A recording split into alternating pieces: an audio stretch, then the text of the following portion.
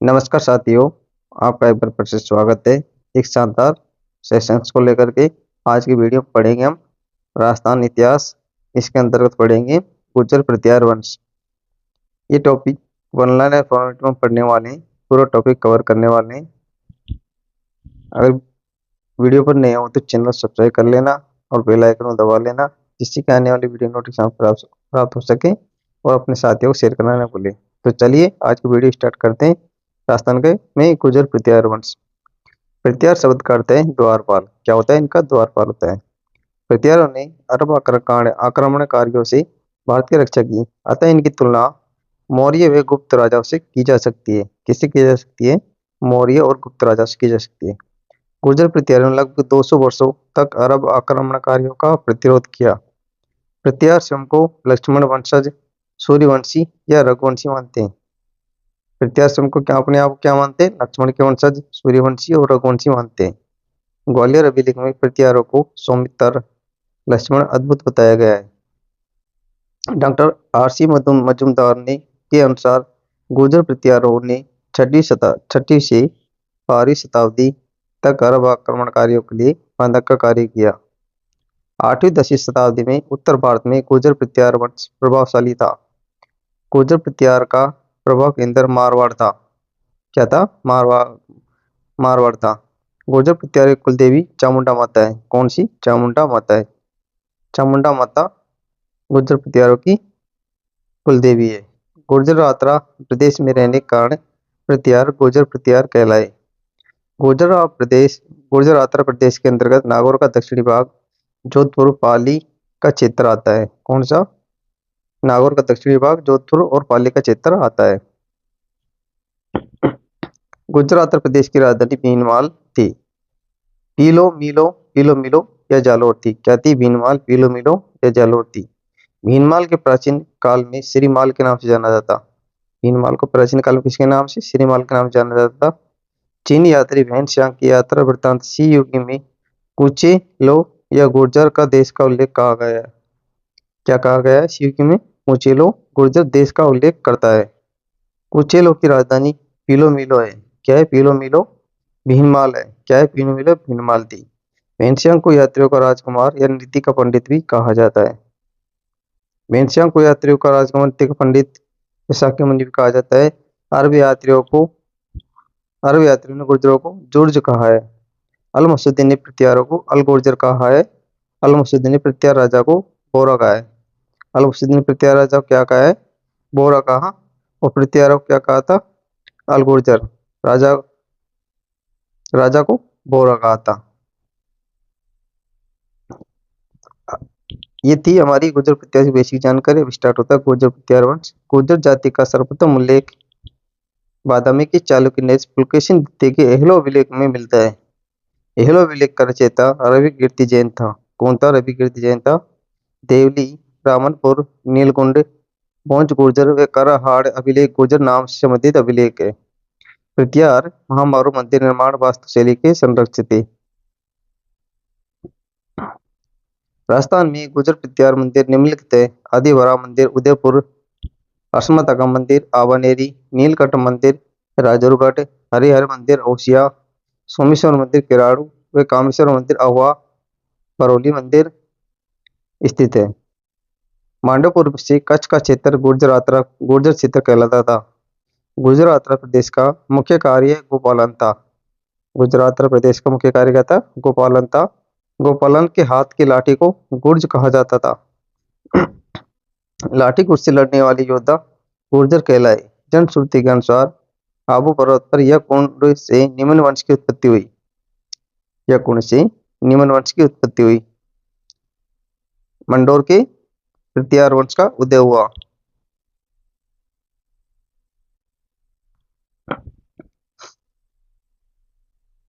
मंडोर के प्रत्यार वंश का उदय हुआ। साबर से चौहान वंश का उदय हुआ। आबू से परमार वंश का उदय हुआ और भीलवान से चालुक्य वंश का उदय हुआ। ये किससे हुआ? अग्निकुंड से हुआ। अग्निकुंड से वंशों का उदय हुआ। अग्निकुंड से। कनिगम ने गुर्जर प्रत्यारों को कुषाण वंशीय युची कहा है। मिस्टर जैक्सन ने बम्बई गजेटियर में गुर्जरों को विदेशी माना है। जॉर्ज केनेडी गुर्जर प्रत्यारों को ईरानी मूल के बताते हैं। डॉक्टर भंडारकर ने गुर्जर प्रत्यारों को खिजरों की संतान बताकर विदेशी साबित किया। किसने कहा? डॉक्टर भंडारकर ने गुर्जर प्रत्यारों को खिजरों की संतान बताकर विदेशी साबित किया। बम्बई में गजेटियर गुर्जर प्रत्यारों को विदेशी आक्रमणकारी बताता है। स्मिथ स्टैनफोर्ड ने गुर्जर प्रत्यारों को हुणवंशी कहा है। डॉक्टर गौरीशंकर ओझा प्रत्यारों को क्षत्रिय मानते हैं। ग्वालियर परिस्थिति में गुर्जर प्रत्यारों को श्री राम के अनुज लक्ष्मण का वंशज बताया गया है। जबकि स्कंद पुराण में गुर्जर प्रत्यारों को पंच द्रविड़ों में से एक माना है। किसमें माना है? स्कंद पुराण में गुर्जर प्रत्यारों को पंच द्रविड़ों में से एक माना है।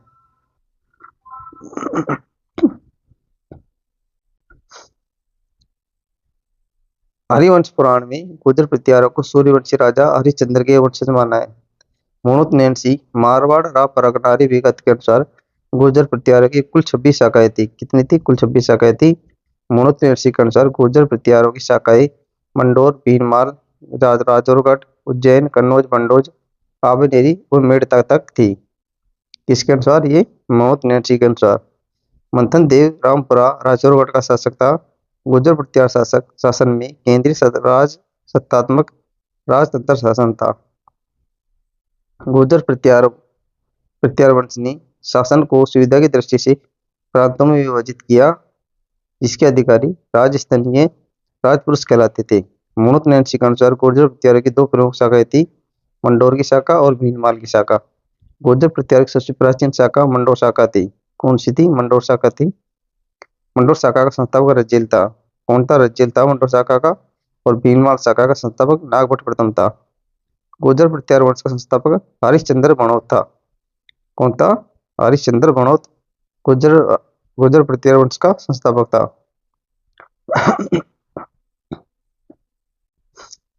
मंडोर शाखा के प्रत्यार क्षत्रिय माने जाते थे। प्रत्यार वंश की वंशावली का प्रारंभ हरिश्चंद्र से माना जाता है। राजा हरिश्चंद्र के दो रानियां थी, तारा देवी और भद्रा देवी। रानी तारा देवी ब्राह्मण थी की संतान का नाम राहुल था।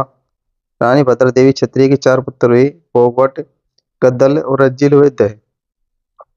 मंडोर के प्रत्यार क्षत्रिय प्रत्यार कहलाए। हरिश्चंद्र को विद्वान होने के कारण रोहिलिद्दी की उपाधि प्राप्त थी। किसकी रोहिलिद्दी की उपाधि प्राप्त थी?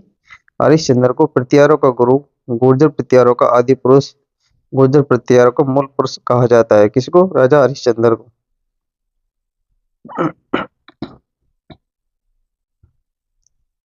नेक्स्ट है उसके बाद रज्जिल गुर्जर प्रत्यार राजवंश के आदि पुरुष हरिश्चंद्र थे। तो मंडोर के गुर्जर प्रत्यार राजवंश के संस्थापक कौन थे? रज्जिल थे। हरिश्चंद्र के बाद मंडोर की वंशावली हरिश्चंद्र के तीसरे पुत्र रज्जिल से 560 ईस्वी से प्रारंभ होती है। 560 ईस्वी में रज्जिल ने प्रत्यार राजवंश की स्थापना करते हुए अपने राज्य की राजधानी मंडोर जोधपुर शहर को बनाया। मंडोर में सबसे पहले राष्ट्रीय यज्ञ को आरंभ किया। रज्जिल ने रोहिस्कूप नगर में महामंडलेश्वर महादेव का मंदिर बनवाया और रज्जिल के दरबारी ब्राह्मण नरहरि ने रज्जिल को राजा की उपाधि से सम्मानित किया। किसने? रज्जिल के दरबारी ब्राह्मण नरहरि ने रज्जिल को राजा की उपाधि से सम्मानित किया। उसके बाद है नरभट्ट रज्जिल के बाद उसका उत्तराधिकारी नरभट्ट को मंडोर का शासक बनाया गया। नरभट्ट ने रोहिस्कूप नगर मंडोर में विष्णु मंदिर बनवाया और नरभट्ट ने पीली पानी की उपाधि धारण की। किसकी पीली पानी की उपाधि धारण की? जिसका शाब्दिक अर्थ है गुरु। इसका शाब्दिक अर्थ क्या है? गुरु है। और ब्राह्मणों का संरक्षण करता होता था। चीनी यात्री वेनसांग ने नरभट्ट का उल्लेख पेलोपेली नाम से किया है। किससे? पेलोपेली नाम से किया है। पेलोपेली का शाब्दिक अर्थ है साहसिक कार्य करने वाला होता है। कौन सा? साहसिक कार्य करने वाला होता है।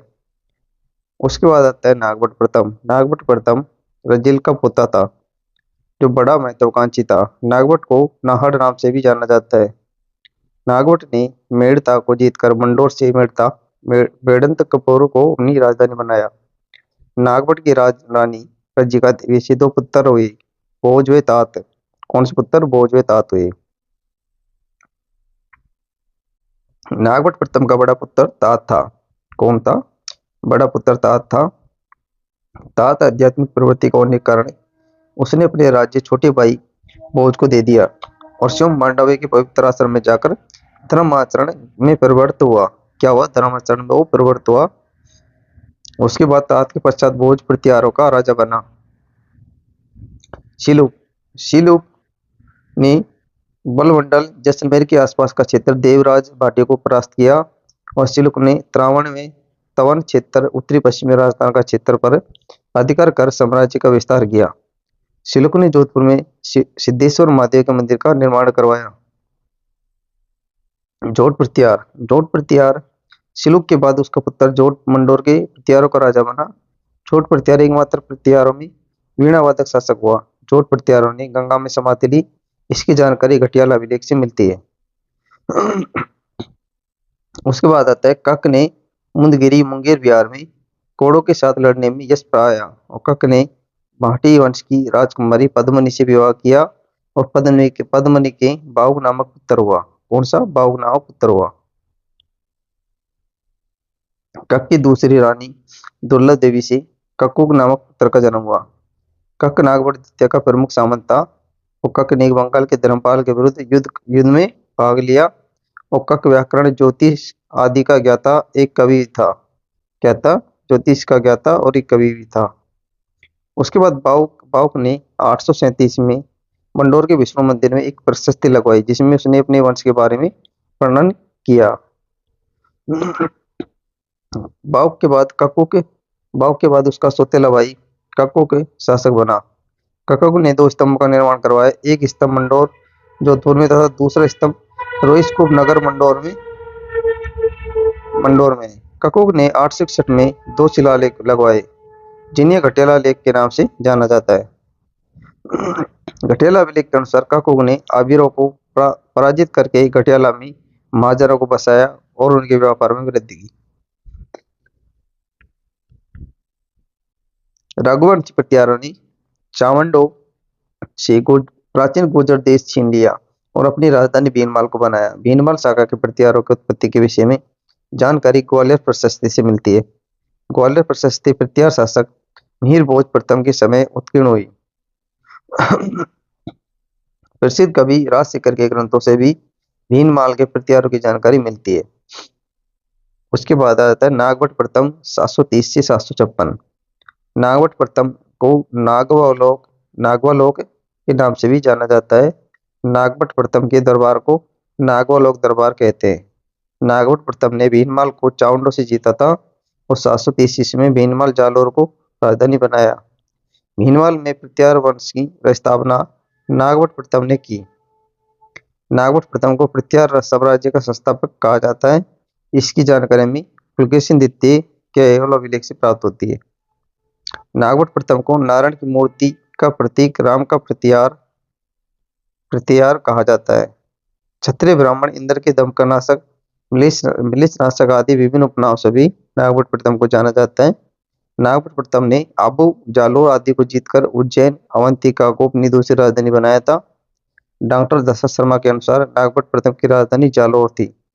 क्या थी? प्रथम राजधानी की जालोर थी। नागवट प्रथम के समय सभी राजपूतीय वंश गोहिल चौहान परमार राठौड़ चंदेल चालुक्य इसके सामंत के रूप में कार्य करते थे। ग्वालियर अभिलेख के अनुसार नागवट प्रथम ने मिलेच्छ अरबी सेना को पराजित कर अपने साम्राज्य का विस्तार किया। नागवट प्रथम ने गुजरात राजस्थान पंजाब हरियाणा मालवा चंबल घाटी सतलज दक्षिण में गुर्जर साम्राज्य की स्थापना की। नागवट का समकालीन अरब शासक जुनैद की पुष्टि अल बिरादुरी के विवरण से मिलती है। नागवट प्रथम ने पश्चिम भारत की अरबों से रक्षा की और उनके रौंदे हुए अनेक प्रदेश को पुनः जीत लिया। हांसोट अभिलेख के अनुसार समकालीन अरब शासक जुनैद के नियंत्रण से भंडोज पर नागवट प्रथम ने अधिकार कर लिया। अमोघ वर्ष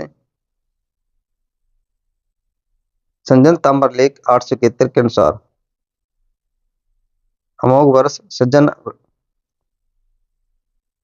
अमोघ प्रथम के संजन ताम्रलेख 871 के अनुसार राष्ट्रकूट नरेश दत्त दुर्ग ने नागवट प्रथम को हिरण्यगर्भ नामक यज्ञ में द्वारपाल का कार्य करने हेतु विवश किया। उसके बाद नागभट्ट ने अपने भाई तेजवर्धन के पुत्र अपने भतीजी ककुस्थ को गोद लिया और अपना उत्तराधिकारी नियुक्त किया। ककुस्थ को ककुक के नाम से भी जाना जाता है। ककुस्थ ने मंडोर में विजय स्तंभ की स्थापना करवाई और इसके नीचे विष्णु मंदिर भी बनवाया। यह राजपूताना का दूसरा प्राचीन विजय स्तंभ था। पहला विजय स्तंभ विष्णुवर्धन द्वारा भयानक किले भरतपुर में स्थापित करवाया गया था। ककुस्थ के समय उज्जैन अवंती का गुर्जर प्रतिहार शासक देवराज था, जिसे देवी शक्ति भी कहा जाता है, और वह परम वैष्णव था। उसकी रानी भूमिका देवी से वत्सराज का जन्म हुआ। किसका? वत्सराज का जन्म हुआ। वत्सराज 780 से 805 780 से 805 वत्सराज देवराज भूमिका देवी का पुत्र था। वत्सराज भीनमाल में गुर्जर प्रतिहारों का वास्तविक संस्थापक माना जाता है। वत्सराज के समय कन्नौज के त्रिपक्षीय संघर्ष की शुरुआत हुई। कौन से संघर्ष? त्रिपक्षीय संघर्ष की शुरुआत हुई। कन्नौज का त्रिपक्षीय संघर्ष 150 वर्षों तक चला।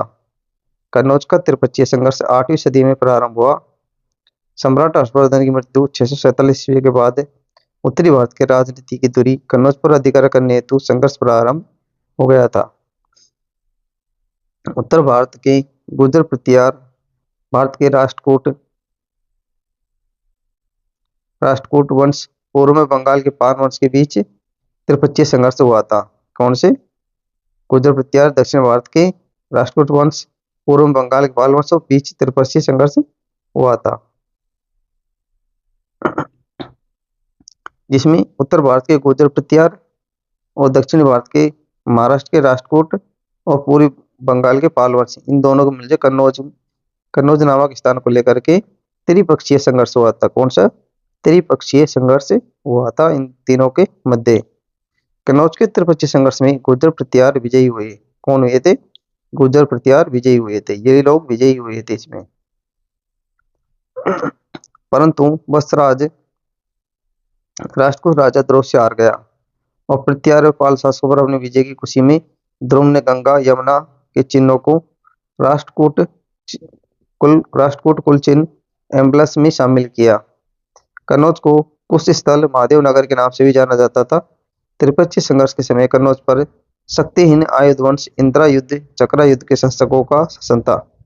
वत्सराज को रणस्थीन युद्ध का हाथी की उपाधि प्राप्त थी। वत्सराज को प्रारंभिक महत्वपूर्ण सफलता गौड़ जाति के रूप में प्राप्त हुई। गौड़ जाति के विरुद्ध प्राप्त हुई। भागवत धर्म को संरक्षण देने के कारण वत्सराज को एक ब्राह्मण दुग्गिल ने जयवरा नामक उपाधि प्रदान की। वत्सराज शैव मत का अनुयायी था। कौन था ये? शैव मत का ये अनुयायी था। वत्सराज के समय 778 ईस्वी में उदयन सूर्य द्वारा कुवलयमाला ग्रंथ की रचना की गई थी। वत्सराज के समय जिनसेन सूर्य द्वारा 771 ईस्वी में हरिवंश पुराण की रचना की। वत्सराज के शासनकाल में वल्ली प्रबंध नामक अभिलेख लिखा गया था। वल्ली प्रबंध नामक अभिलेख में सती प्रथा, नियोग प्रथा, शुमर प्रथा की जानकारी मिलती है। वत्सराज ने ओसिया जोधपुर में एक सरोवर तथा महावीर स्वामी का एक मंदिर भी बनवाया, जो पश्चिम भारत का प्राचीन जैन मंदिर माना जाता है। ओसिया के प्रतिहारकालीन मंदिर है जो महामार शैली में बने, लेकिन ओसिया में स्थित हरिहर मंदिर पंचायतन शैली में बना है। किसमें? पंचायतन शैली में बना है। जैन मंदिर का उल्लेख घटियाला अभिलेख में मिलता है। किसमें? घटियाला अभिलेख में मिलता है। ओसिया सूर्य हिंदू जैन मंदिरों के लिए प्रसिद्ध है। ओसिया को राजस्थान का भुवनेश्वर कहा जाता है। ओसिया में सचिया माता, ओसिया माता का मंदिर भी स्थित है। ओसिया माता ओसवालो जैनों की कुलदेवी है। ओसिया के मंदिर अपनी मूर्ति कला के लिए प्रसिद्ध है। वहां पर कोई भी दो मंदिर एक जैसे नहीं है। क्या है? वहां पर कोई भी दो मंदिर एक जैसे नहीं है। जैन कवि द्वारा रचित पृथ्वीराज विजय से पता चलता है कि चाहमान शासक दुर्लभ राज प्रतिहार वत्सराज का सामंत था। वाणी रागनपुर अमोघ वर्ष प्रथम के सज्जन ताम्र पत्र से त्रिपक्षीय संघर्ष के बारे में जानकारी मिलती है। राष्ट्रकूट नरेश गोविंद तृतीय के राधनपुर अभिलेख से ज्ञात होता है कि गौड़ देश के शासक को परास्त किया और पदांधर वत्सराज ने गौड़ की राजलक्ष्मी को आसानी से हस्तगत कर उसके दो राज छत्रों को छीन लिया था। नागवर द्वितीय 795 से 833 सॉरी नागवर द्वितीय 795 से 833 इनका शासनकाल रहा। नागवर द्वितीय वत्सराज उसकी रानी सुंदर देवी का पुत्र था। नागवर द्वितीय ने कन्नौज के शासक चक्रयुध को परास्त कर कन्नौज को अपनी राजधानी बनाया तथा गुर्जर प्रतिहारों की प्रतिष्ठा को पुनः स्थापित किया। नागवर द्वितीय के शासनकाल से प्रतिहारों की कन्नौज शाखा का आरंभ हुआ और कन्नौज पर अधिकार करने के पश्चात मुंगेर नामक स्थान पर नागवर द्वितीय ने धर्मपाल को भी परास्त कर दिया था। नागवर द्वितीय की उपलब्धियों का वर्णन ग्वालियर प्रशस्ति में मिलता है। किसमें? ग्वालियर प्रशस्ति में मिलता है। चौहान शासक गुहक प्रथम नागवर द्वितीय का सामंत था। चौहान शासक गुहक प्रथम नागवर द्वितीय का सामंत था, जिसने धर्मपाल को पराजित करने में महत्वपूर्ण भूमिका अदा की। अरब आक्रमणकारियों पर पूर्णतः रोक लगाने वाला प्रतिहार राजा नागवर द्वितीय था। नागवर द्वितीय की दानशीलता कन्यादान के कारण इन्हें कर्ण की उपाधि दी गई, जिसका उल्लेख ग्वालियर अभिलेख में मिलता है। नागवर द्वितीय को बुजकला अभिलेख जोधपुर में परम भट्टारक महाराजा अधिराज परमेश्वर भी कहा गया है। किसमें? बुजकला अभिलेख में कहा गया है, जो जोधपुर में स्थित है। नागवर द्वितीय के बुजकला जोधपुर अभिलेख अनुसार जोधपुर नागवर द्वितीय ने मंडोर में एक विष्णु व शिव मंदिर का निर्माण करवाया। ग्वालियर अभिलेख के अनुसार नागवर द्वितीय ने आंध्र, सिंध, विदर्भ और कलिंग को भी जीता था। लेख में कहा गया है कि इन देशों के राजाओं ने उसके समय उसी प्रकार आत्मसमर्पण किया जिस प्रकार पतंग द्वीप शिका के समक्ष करते हैं। ग्वालियर लेख में नागवर द्वितीय को किरात प्रदेश, हिमालय का दक्षिणी भाग, अनंत, उत्तरी काठियावाड़, तुरुसुक मत्स्य प्रदेश का विजेता बताया गया है।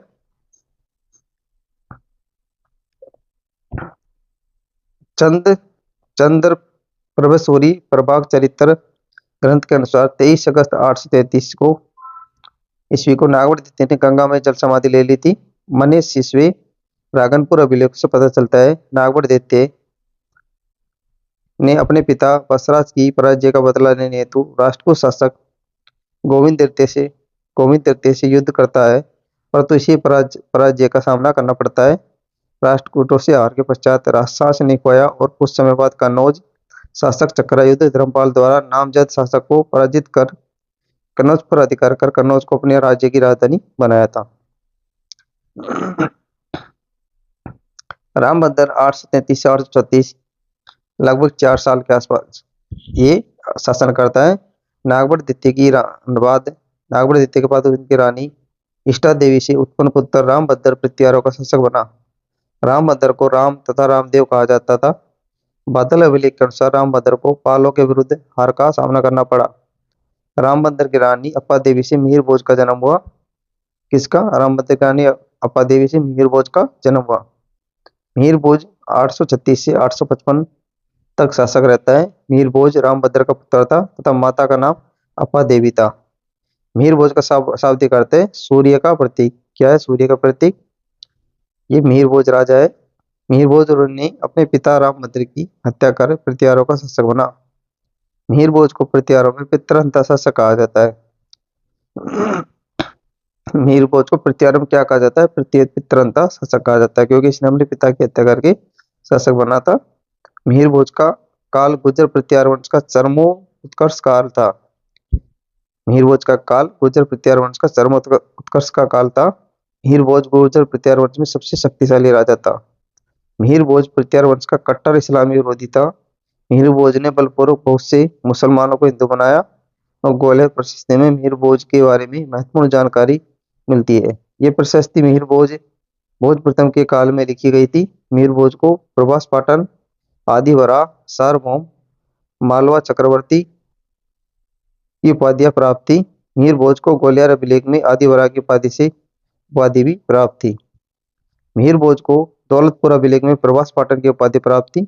चांदी तांबे के सिक्कों पर मिहिर भोज को श्री मध्य आदिवरा की उपाधि थी से अलंकृत किया गया है। सिक्के के एक तरफ श्रीमद वरा लेख और दूसरी ओर वरा नरवरा का चित्र बना है। मिहिर भोज ने ध्रुव नामक सिक्का भी चलाया था। कौन सा? ध्रुव नामक सिक्का भी चलाया था। मीर भोज ने अपने समकालीन शासक देवपाल से भी युद्ध किया। अरब यात्री सुलेमान राजतंत्र के लेकर कल्हण ने मीर भोज को के शासन की व्यवस्था की प्रशंसा की। कश्मीरी कवि कल्याण की राजतंगणी में मीर भोज की उपलब्धियों की जानकारी प्राप्त होती है। मीर भोज का प्रथम अभिलेख वरा अभिलेख है। मीर भोज के समय ग्वालियर प्रशस्ति लिखी गई थी। कौन सी प्रशस्ति लिखी गई थी? ग्वालियर प्रशस्ति मीर भोज के समय लिखी गई थी।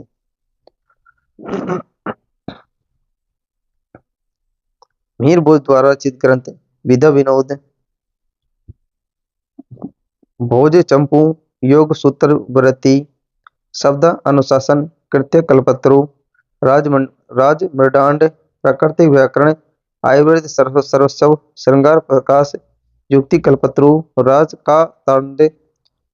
कारतांड, सिद्धांत संग्रह। ये मीर भोज द्वारा लिखित ग्रंथ है। 851 ईस्वी में अरबी यात्री सुलेमान ने मीर भोज के समय भारत की यात्रा की, जिसका विवरण सुलेमान की पुस्तक किताबुल सिंध हिंद में मिलता है।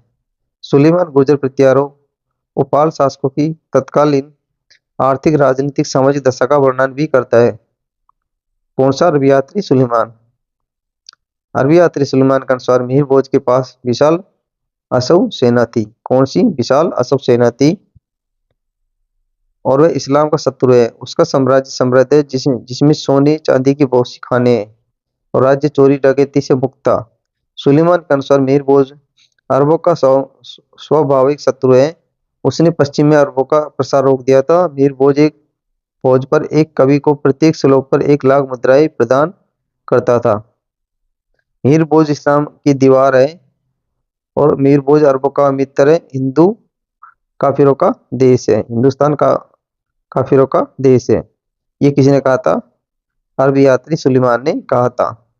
महिपाल प्रथम के काल में आने वाले अरबी यात्री अल मसूदी ने भोज के काल का वर्णन अपनी पुस्तक मजहुल जुहाब में किया है। वो लिखा है, अपनी शक्ति के केंद्र मुल्तान में अरबों ने एक सूर्य मंदिर को तोड़ने से बचा रखा था। जब भी प्रत्यारों के आक्रमण का भय होता, वो उसे तोड़ने की धमकी देते हुए अपनी रक्षा करते थे।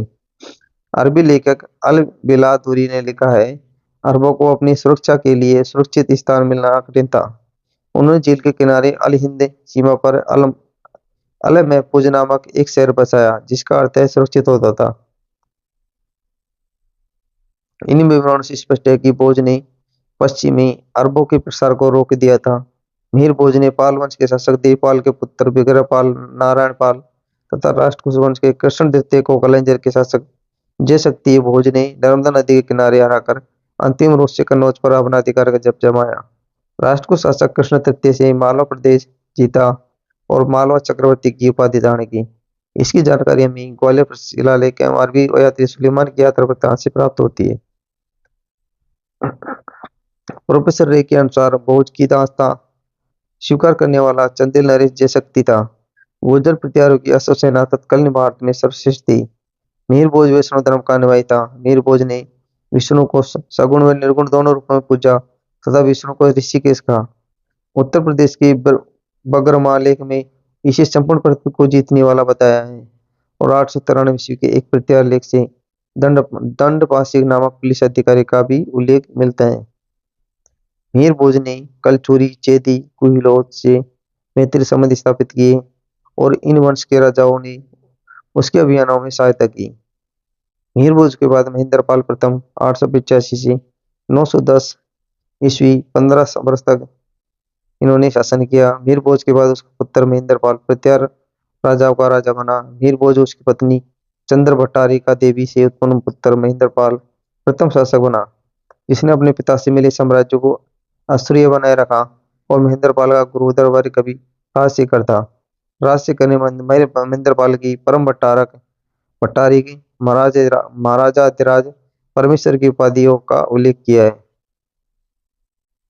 महेंद्रपाल को रघुकुल चूड़ामणि, निर्भय नरेंद्र, महेशपाल तथा महेंद्रायुध आदि नामों से भी पुकारा। महेंद्रपाल को निर्भय नरेश भी कहा जाता है। राजशेखर ने विधवे साल बंजिका नाटक में अपने शिष्य महेंद्रपाल निर्भयेंद्र को रघुकुल तिलक कहा है। राजशेखर ने महेंद्रपाल प्रथम को बाल भारत में रघुग्रामीणी, रघुवंशियों में अग्रणी कहा है। राजशेखर ने अपनी पत्नी अवंती सुंदरी के कहने पर ही कर्पूर मंजरी की रचना की। इसके राजशेखर ने अपनी पत्नी अवंती सुंदरी के कहने पर ही कर्पूर मंजरी की रचना की।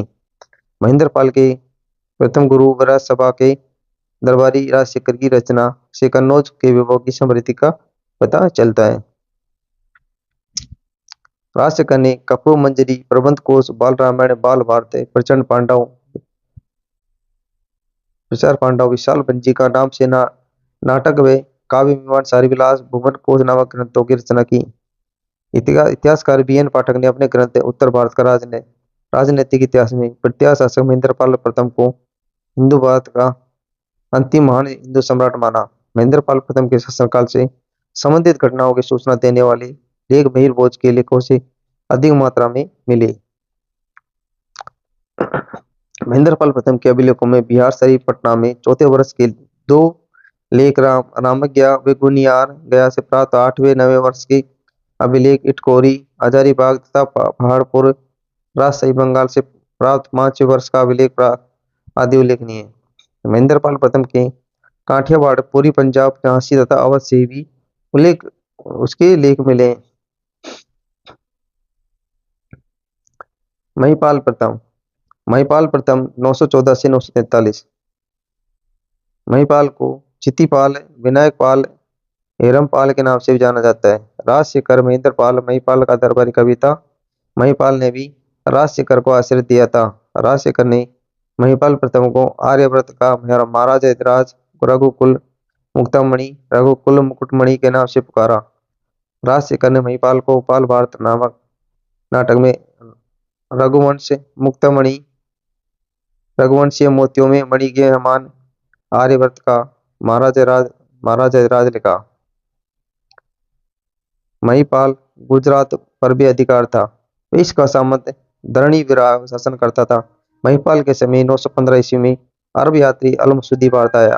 अल-मसूदी ने गुर्जर प्रतिहारों को अल-गुर्जर या राजा को बोरा कहा है। महिपाल प्रथम के समय राष्ट्रकूट शासक इंद्र तृतीय ने आक्रमण किया और सुप्रसिद्ध कुश स्थल से नाम से प्रसिद्ध महोदय नगर अर्थात कन्नौज को भ्रष्ट कर दिया। इसका आक्रमण का उल्लेख कन्नड़ कवि पंप ने 941 में ईस्वी में अपने ग्रंथ पंप भारत में किया। पंप चालुक्य के शासक नरसिंह का दरबारी कवि था। नरसिंह ने इस युद्ध में इंद्र तृतीय का साथ दिया था। महिपाल प्रथम के शासनकाल में प्रतिहारों का पतन प्रारंभ हो गया था। महेंद्रपाल द्वितीय 945 से 948। महिपाल प्रथम प्रज्ञाधना का पुत्र महेंद्रपाल द्वितीय शासक बना। इसकी जानकारी हमें राजपुताने के प्रतापगढ़ अभिलेख से मिलती है। इस अभिलेख से दसपुर मंदसौर में एक गांव दान देने का उल्लेख मिलता है। महेंद्रपाल द्वितीय के पश्चात प्रतिहार साम्राज्य कई भागों में विभाजित हो गया, तब प्रत्येक भाग में स्वतंत्र राजवंश की स्थापना हो गई। इसके बाद गुर्जर प्रतिहार में 4 शासक हुए। देवपाल 948 से 949, विनायकपाल द्वितीय 953 से 954, महिपाल द्वितीय 955 से इसमें, विजयपाल द्वितीय 960 ईस्वी में। इसके समय गुर्जर प्रतिहारों की अवनति हुई। देवपाल के समय चंदेल का स्वतंत्र शासकों के रूप में उदय हुआ। विजयपाल द्वितीय के समय गुजरात के चालुक्य शासकों ने स्वतंत्र राज्य स्थापित किया। कन्नौज के गढ़वाल, जेजाग, भक्ति, बुंदेलखंड के चंदेल, ग्वालियर के कच्छ पगात, सागबर के चामान, मालवा के परमार, दक्षिणी राजपुताने के गुहिलोत, मध्य भारत के कलचुरी चेदी आदि गुजरात के चालुक्य प्रमुख वंश से स्वतंत्र प्राप्त हुए। राज्यपाल प्रतिहार शासक राजपाल के समय महमूद गजनवी ने कन्नौज पर 1018 ईस्वी में 12वां अभियान आक्रमण किया। गजनवी के आक्रमण से डरकर राज्यपाल कन्नौज छोड़कर भाग गया और राज्यपाल की शिकायत के कारण चंदेल शासक गंड के पुत्र विद्याधर चंदेल ने राजाओं का संघ बनाकर उसे मार डाला। इस संघ में दूबकुंड के कछवा घात मुंशी जामत अर्जुन भी उसके साथ था। उसके बाद गद्दी पर त्रिलोचन पाल बैठता है। राज्यपाल के पश्चात त्रिलोचन पाल प्रतिहारों का शासक बना। त्रिलोचन पाल के समय महमूद गजनवी ने 1019 ईस्वी में आक्रमण किया और त्रिलोचन पाल को पराजित किया। त्रिलोचन पाल ने बारी उत्तर प्रदेश को राजधानी बनाया।